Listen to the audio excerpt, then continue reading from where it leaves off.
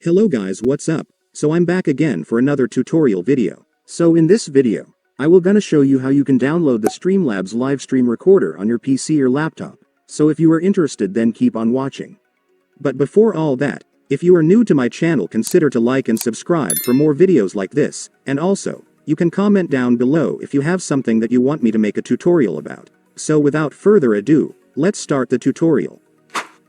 So to download the Streamlabs live stream recorder on your PC or laptop, it's actually pretty easy. Just follow what I'm gonna do. So for the first step, I want you to go to your Google Chrome or any web browser on your device.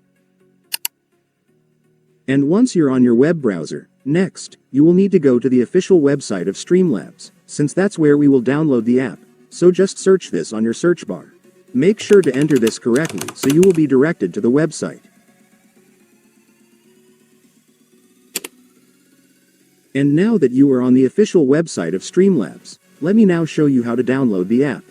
So to do that, it's so simple, since if you will take a look, you will now be able to see the download button for the app right here. Just go and click it. And after clicking it, your app installer for Streamlabs will now start downloading. Just wait for it to finish.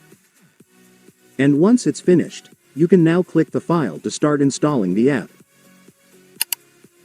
And then you will now begin the installation setup.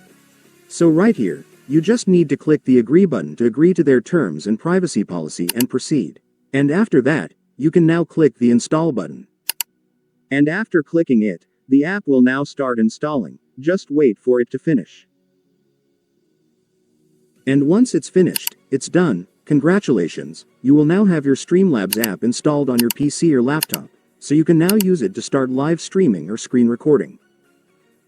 And so that's just how you do it, guys. Now that you've watched this video, you can now do it yourself. So that concludes our tutorial video for today. I hope it helped you. Thanks for watching. Goodbye.